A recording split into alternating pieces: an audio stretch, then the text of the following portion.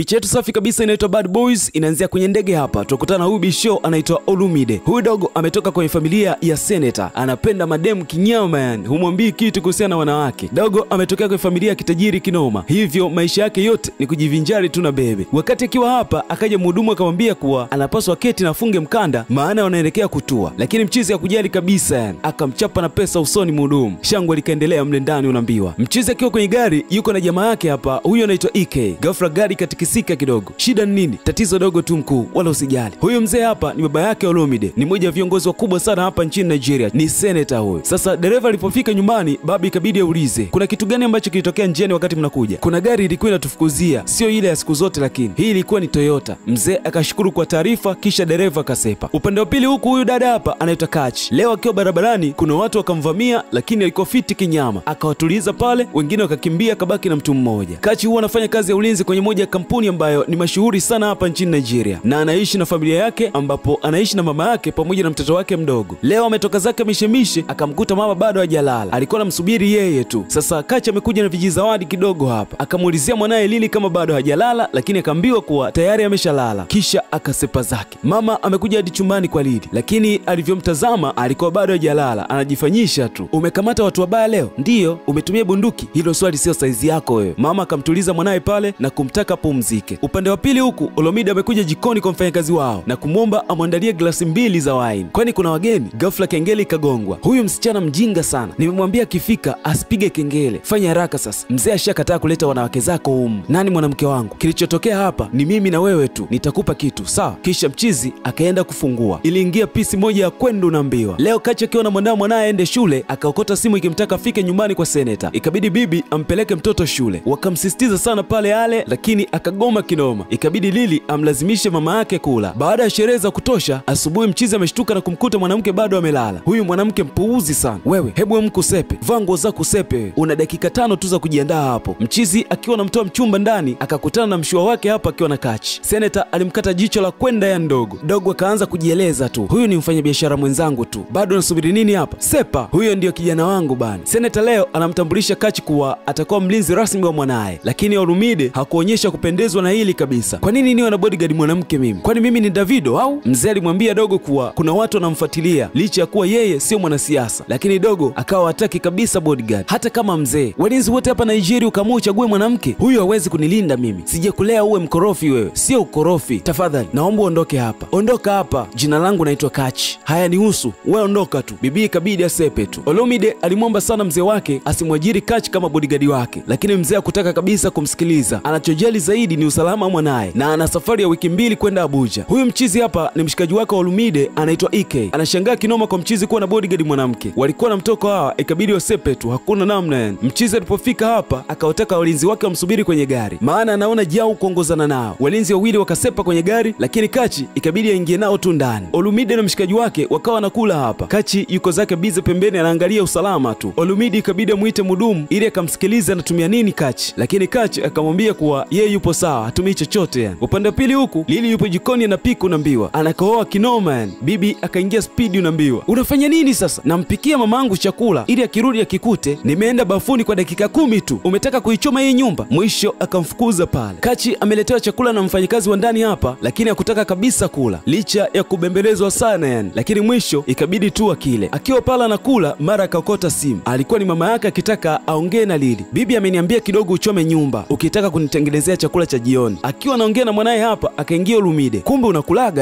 Nilijua wewe ni roboti. Nahitaji kujua ratiba yako ili niweke mipangilio yangu sawa. Ratiba yangu ni chochote nitakachokitaka. Sasa hivi tunatoka. Madam akaachana na msosi pale, wakaongozana na dogo. Dogo amekuja kuenjoy na watoto wazuri tu huku. Huyu mchizi ni mzee wa watoto zikinoma yani. Na msukwa mipango yote ni huyu mshikaji wake hapa EK. Wakati wanaendelea kula bata, mlinzi anawatazama kwa karibu mno yani. Lakini alihisi pengine huyu mshikaji wake sio mtu mzuri hivi, lakini akaacha tu mambo yaendelee. Kachi amefika nyumbani amechoka kinoma yani, ila amejiangusha tu kitandani. Lili akaingia. Yeye huwa anamuulizia kila mara mama yake kama amewakamata watu wabaya, lakini leo mama hajapambana nao kabisa. Akamlaza pale kidogo kisha dogo akasepa zake. Mshikaji leo anaongea na jamaa yake kwenye simu. Aisee, nataka nimfanye aache kazi mwenyewe, maana nikimfukuza nitajitengenezea matatizo kwa senator. Sasa mchizi aliposhuka sebleni akaikuta hii njemba hapa inakula. Huyu mchizi hapa anaitwa TK. Ameambiwa mshike zamu kwa muda Kachi. Kachi yuko wapi? Naomba ukamlete Kachi hapa. Mchizi akajichenga zake. Kachi akiwa amelala akapokea akapokea simu ya TK hapa akimwambia kuwa bosi wake anamtaka kazini sasa hivi. Hakuwa na namna, ikabidi ajiandaa sepe. Kachi akaja moja kwa moja hadi hapa. Umechelewa, lakini niliacha mtu hapa, mzee alikuajiri wewe kwa ajili yangu, sio mtu mwingine. Mchizi akamwambia kuwa tunaenda mazoezi sasa hivi. Olumide aliwakimbiza sana wale walinzi wako Nambiwa, lakini Kachi alikuwa yumo tu Nambiwa na suti yake. Kachi akiwa hapa akaletewa maji na mfanyakazi wa hapa, akayapiga pale. Mwisho Kachi akaokota simu ya mama yake, akapewa taarifa ambayo kidogo limshtua, ikabidi asepe pale. Akaja moja kwa moja hadi kwenye mgahawa mmoja hivi, akamkuta mwanaye yupo na huyu mchizi hapa. Huyu mchizi anaitwa Ugo, alizana Kachi lakini wakawa wameachana hivi, na mwana hakuwa anatoa mtonyo wa kumhudumia mtoto yani. Mama alimmind sana mchizi kutoka na mwanaye bila yeye kupewa taarifa. Siku nyingine ukitaka kutoka na mwanangu naomba nipe taarifa. Sawa, samahani. Mwisho mchizi akamwaga pale mwanaye akasepa zake. Sasa upande wa pili huku ile mchizi anataka kutoka, akawakuta wapo hawa walinzi hapa. Kachi yuko wapi? Kuna emergency imetokea, ameenda kuitatua kidogo. Mwambie naenda airport, nikifika pale na yeye au amefika, la sivyo hana kazi. Kachi ikabidi apande bodaboda ili awahi kufika uwanja wa ndege kama alivyoelekezwa. Mchizi akawa na muenjoy bibie hapa, lakini hakutaka unyonge kabisa. Unadhani ni utani Unajua watu wengi wanateko kwa siku hapa, lakini wewe haujali kabisa. Hata hivyo nimechoka kuweka maisha yangu na wenzangu hatarini ili kukulinda mtu ambaye hauna kazi. Unadhani sina kazi? Au kwa sababu sivai suti kama wewe? Nafumba macho yangu hapa, nikifumbua nisikukute hapa. Bibie akawa amesepa zake. Bibie amerudi nyumbani, mama ikabidi aulize, umerudi nyumbani mapema, kila kitu kipo sawa? Ndiyo. Bibie akaondoka pale na mwanaye. Seneta anafoka kinoma baada ya kupewa taarifa kuwa Kachi ameacha kazi. Mzee alijua tu ni ukorofi wa mwanaye ndio umemfanya Kachi aache kazi. Alimsema sana pale mwanaye. Mchizi akiwa anatoka zake kununua mapochopocho akakutana na wahuni hapa. Alirudi ndani kwa spidi sana Nambiwa. Aliogopa kinoma yani. Mchizi amerudi nyumbani amechoka sana yani. Leo ndio amejua umuhimu wa kuwa na mlinzi. Ikabidi amuulizie Christina ambaye ni mfanyakazi wao wa ndani kama na namba za Kachi, lakini naye hakuwa nazo kabisa. Mchizi amekuja hadi nyumbani kwa Kachi huku. Akakutana na Lili hapa. Wewe unaitwa nani? Namtafuta Kachi. Sijui nipo kwenye nyumba sahihi. Hilo ni jina la mama yangu, lakini anapika sasa hivi na bibi anaoga. Mara akaja Kachi. Alishangaa sana kumwona mchizi hapa. Olumide amekuja kumwomba msamaha kwa yote ambayo amemfanyia bibie. Akawa amemletea zawadi kidogo. Mwisho bibie akasepa ndani na kumwacha mchizi akiwa hapa mlangoni. Yule ni rafiki yako? Hapana. Ni adui yako? Sidhani. Kuna nini humo? Kuna chakula. Mama akamgomea mwanaye kwa sababu hajui kama mchizi ameleta chakula kwa wema au kwa ubaya. Bibie akaongea na seneta kwa simu akimtaka arejee tena kazini na akamlinde mwanaye. Bibie hakuwa na namna, ikabidi akubali tu. Kachi leo amerudi kazini. Mchizi alifurahi sana kumuona. Kisha akampa faili ambalo lina ratiba nzima ambayo mwana ataifanya kesho. Kisha akaondoka na vijana wake. Kachi alishangaa sana yani. Huyu kijana amebadilika. Olumide leo ametoka na EK hapa. Lakini huyu mchizi hapendi kabisa Olumide atembee na bodyguard wake kwa sababu kuna baadhi ya misheni zake anashindwa kabisa kuzitimiza. Leo amekuja hapa kuzungumzia biashara, lakini jicho la mchizi lipo kwa Kachi tu. Kachi akiwa kwa seneta akataka kwenda msalani. Huu mlango huwa ufunguliwi, labda uende kule juu. Sasa ile ameingia akakutana na msela hapa ametoka bafuni amejifunga taulo tu. Sasa ile taulo likataka kudondoka. Bibie akafumba macho kinoma yani. Samahani, nimeelekezwa vyoo vya huku juu kwa sababu vya chini havifanyi kazi kabisa. Sawa, sijaona kitu. Una uhakika? Baada ya mishemishe mchizi akampa zawadi Kachi kwa ajili ya mwanaye. Upande wa pili huku dogo yuko biza na sali tu ili Mungu ambariki mama yake. Mama akaingia na kumaliza sala na mwanaye na kisha akampatia mwanaye zawadi ambazo alipewa na Olumide. Mchizi wa Totos kama kawaida yake kashampata hadi mlinzi wake. Leo ni siku ya mipapaso na sherehe tu Nambiwa. Akamshikashika na kumrusha kitandani kisha akampiga kisi la mano Nambiwa. Kumbe yote mchizi alikuwa naota tu. Leo EK amemletea mchizi pisi za kwendu Nambiwa akaziweka pale sebleni, lakini Olumide alipokuja alimmind kinoma mchizi wake. Hakuwa anazishobokea kabisa hizi pisi. Angalia zile pisi mzee wangu, hebu tingisheni kidogo bana. Olumide akamwomba mshikaji wake wakazungumze kidogo huko juu. Olumide alimwashia moto sana mshikaji wake, kwa nini analeta wanawake ndani kwao, kisha akamtaka aende kuwaondoa mle ndani. Kachi leo anapewa ripoti na vijana wake kuhusu uchunguzi ambao wanaufanya kwa usalama wa Olumide. Itabidi tuwe makini sana kwa sababu haya mambo ni ya kisiasa. Mchizi akapita na kuambia kuwa hataki wamfuate hapa. Upande wa pili huku kuna mtu anaongea na simu. Sasa akawa ameona bibi na Lilian wanaingia ndani. Upande wa pili huku pia mchizi akiwa kwenye mawazo mazito, Kachi akaingia. Boss, upo sawa? Kunywa na mimi hapa. Huwa sinywi nikiwa kazini. Nimekuja tu kukuangalia kama upo vizuri. Mwisho mchizi akamwambia kuwa anapaswa aende nyumbani ili akamtazame mwanaye. Nafikiri sasa unapaswa kuwa unavaa na magauni pia. Yatakupendeza sana. Bibie amerudi nyumbani akamkuta mwanaye amelala. Akaenda kutafuta gauni ili alijaribu kwa sababu bosi wake amemwambia atapendeza sana kivaa gauni. Asubuhi kumekucha ili anataka kumpeleka mwanaye shuleni. Dogo akagoma kinoma kuwa haendi shule. Anataka kubaki tu nyumbani. Dogo anadai amechoka shule yani. Mama alimbembeleza sana dogo Dogo mwisho akakubali. Kachi akiwa amekaa hapa akaletewa kahawa kidogo, lakini kuna kitu kilimshangaza sana. Sijamuona kabisa Olumide kuja huku chini leo. Leo ni siku ambayo mama yake alifariki, kwa hiyo huwa anakaa tu kule juu. Leo mchizi alikuwa anaongea na mshu wake kwenye simu, ila amemaliza tu mlango ukawa umegongwa. Tina, sina njaa kama nilivyokuambia. Mlango kaendelea kugongwa tu. Mchizi akanyenyuka ili aende akaangalia nani anagonga. Kachi ikabidi asepe tu. Mchizi alipofungua mlango akamkuta Kachi. Ni wewe ulikuwa unagonga? Pole, nilikuletea kinywaji walau upoze machungu kidogo. Mchizi akamkaribisha ndani bibie. Walipiga sana urabu pale unaambiwa. Mwisho wakajikuta wamezama kwenye penzi zito unaambiwa. Ile wanakisi tu, simu ya Kachi kaita. Akapewa maelekezo yaliyomshangaza sana. Ikabidi asepe pale na kumwacha mchizi akiwa ameketi pale. Mama amefika nyumbani amechanganyikiwa kinoma. Mwanae haonekani yani. Akahisi pengine mzazi mwenzake amemchukua. Ikabidi ampigie simu, lakini mchizi hakuwa amemchukua mtoto. Simu ilipokata tu, message ikaingia kumwelekeza kuwa mtoto wake ametekwa. Mama alichoka vibaya yani. Sasa bibi alijiraumu sana yani. Pengine angemsubiri nje wakati anarudi nyumbani. Mara Kachi akaokota simu tena. Mwanao tunaye huku, lakini sio lengo letu huyu. Lengo letu ni tajiri yako. Masela wakagoma kuwa hawawezi kuongea na mwanae hadi akamilishe lengo lao. Nguvu zikawa zimemwishia kabisa bibie. Kachi ikabidi amuite Olumide aje nyumbani pale. Mchizi akakubali, kisha akaja hadi hapa nyumbani. Sasa Kachi akamchukua Olumide hadi eneo ambalo alikubaliana na watekaji. Akamweka pale na kumpa maelekezo mwanae yuko wapi, kisha kasepa. Watekaji wakaja moja kwa moja kumchukua mchizi. Pale pale maskari wakawa wamefika. Kachi akampigia simu TK